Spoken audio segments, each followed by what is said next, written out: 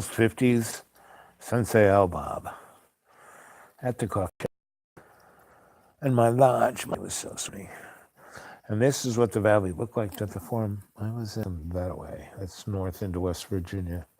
And I-81 is going along there, the highway of death.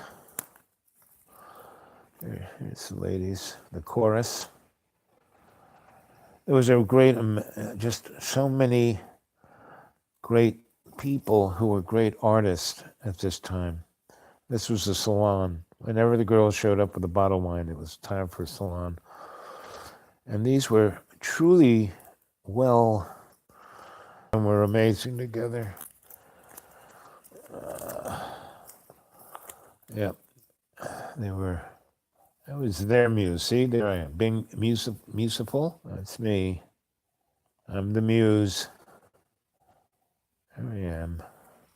Here's me and my dad. And this is, I'm like twice as big as he is. There you go. Yep. Back on. There's me. And this, I packed on another 100 pounds after this. Yep. So here's up there near Cherokee, where I lived. This is 1927, heading towards Georgia.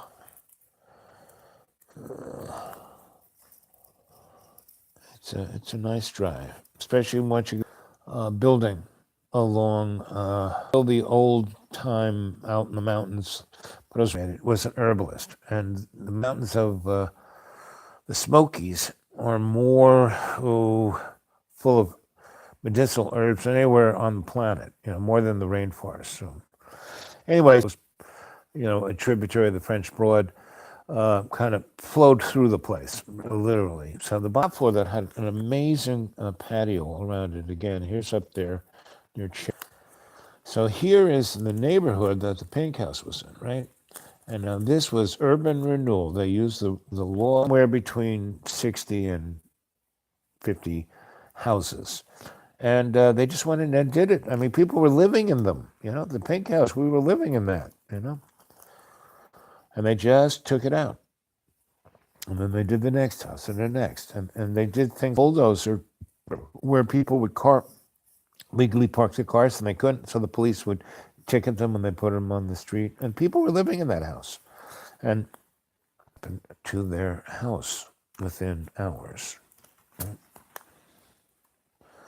And there was basically chained himself to that bulldozer. The newspaper guy's house was live in Asheville anymore. It used to be, look at this. This was downtown. And it was like being out in the mountains. It was really beautiful. And that's kind of what Asheville was. And poets would hang out in these little houses along the river. It's a good buddy of mine. The Vietnam War kind of did him in. But and there were so many brilliant women. And this guy was part of the chorus, too. He was loads of fun. House, So this is fun. We did so Ash was trying to get to be trendy, so we did an art show. We just kind of did it, right, without any more of the art show that we just did. And we were poking fun. It's a friend of mine. I wish I could remember his name. And he was like a Methodist minister on Wall Street. He paid rent for it, but it was, the guy was happy. His name was almost there. But this house was amazing. This is back from the day. And the woodwork was just outstanding. And those were like gas jets. I don't know why or how, but like on the right there. So I helped them clean this stuff up. But the other half of the building was like just burnt to a crisp. So it was like half was still the way it was, like in 1901, and the other half was barbecued. Some of my paintings. There's one that you look at. That's my classic painting skills as a scenery painter. That's kind of where I learned how to paint, doing scenery. But do contact prints. Sister of The chorus, one of the shows other place. There's our obligatory French artist, obligatory poetess holding a snow globe. Oh, more of our funny games. Back to the pink. They were turning Madison, which is right next to Buncombe. And it was like gangster, those, if it was a, act of war to build an interstate through their county. So I went in and said, hey, this is who I am and this is who I represent. And they want to know this or that. And they want to give you all the latitude they can. And those folks said, oh, well, that's nice. So no, we're going to, no, we won't go to war. So it was all fun and games. And let's see. And I never, knew their business, but we just, so they would come to beer school and they would bring this shine that was unbelievable. And they had all these great natural flavorless. And it was like honey. And they put a few drops of, whatever flavor you wanted. And it was like a schnapps. And so this is the little valley I lived in North Carolina, in Bloody Madison. And that's, back, another picture with a horse. That was there. That was beautiful Madison.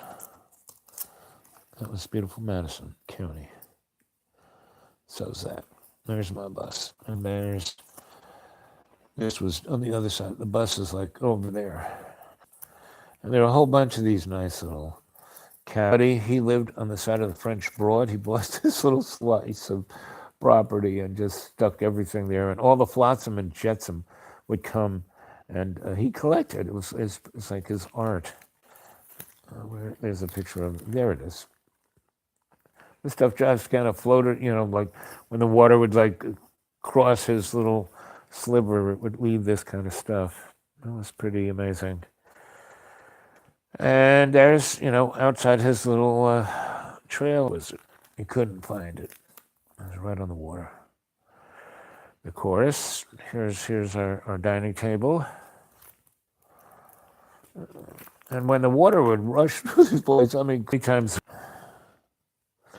So here's the paper mill, killing millions of people and destroying, 500 million square acres of Blue Ridge Mountaintop. This is where the acid rain came from. There it is, right there.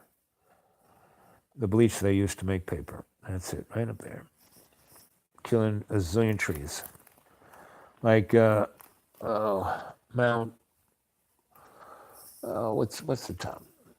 Up there on the Blue Ridge Parkway, up there in North Carolina, right above Waynesville, there's Mount Mitchell, that's it.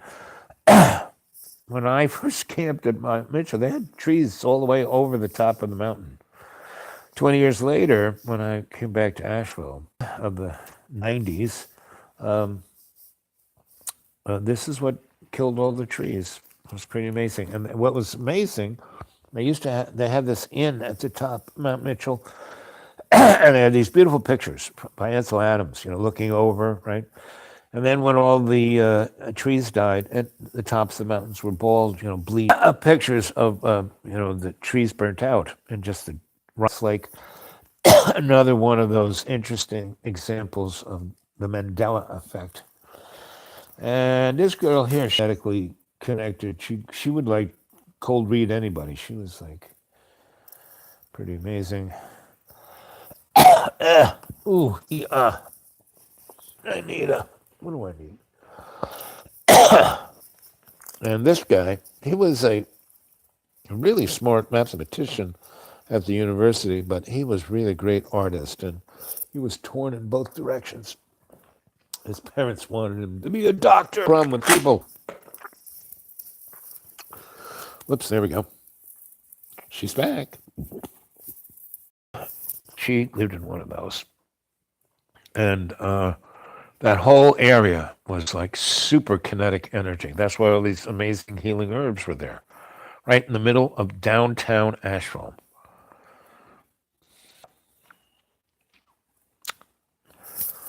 And so she and the Asheville there, these two went after the powers that be, tongue and groove. And basically, the power structure just wore these people out. That house that I showed you the picture of the boulders, that was her house, you know. So I saw so many gifted and sensitive people. I mean, we had so there was no restaurant downtown, and this was Richard's coffee shop. And I started cleaning the crap out of the thing. I walked by, and it was like opening it up. No one had been in there. Here's the art mob, and there's Richard himself, a nice Italian boy from Brooklyn. And this guy was an Irish New York City cop. They were buds. He worked in the airlines business. He was a cop. And they both retired early and had a nice pension and had a chunk of change. And they went there and bought a bunch of houses and stuff. And they were both married. They both had really interesting women. And these guys, they were as New York as you could get, but they were so different.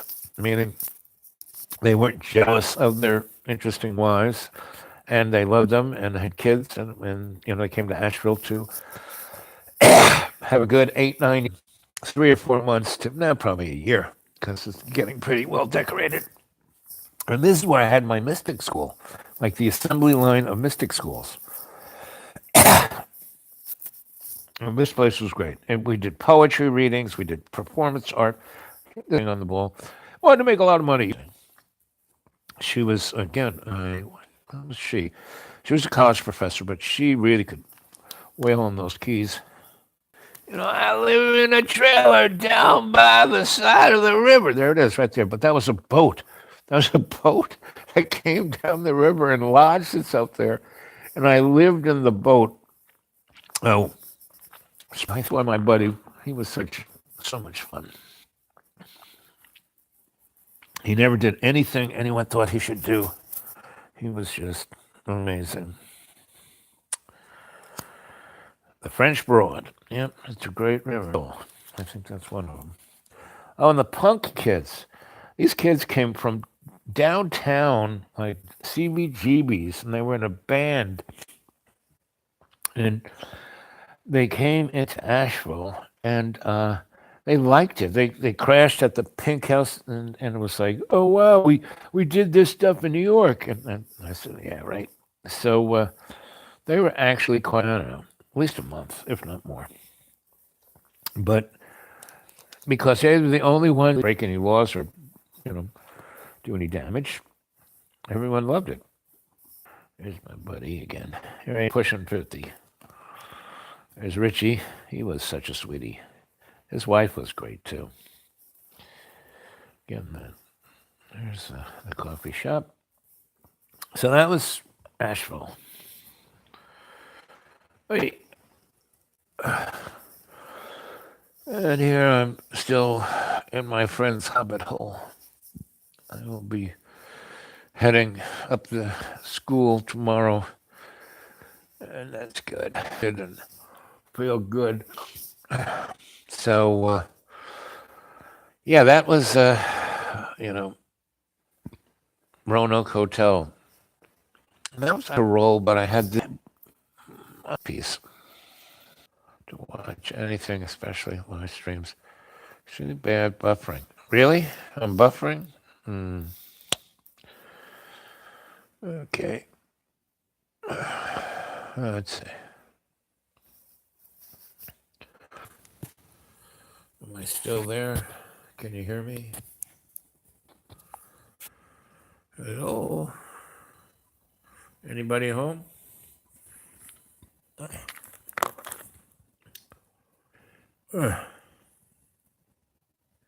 Yep. Am I here or am I buffering?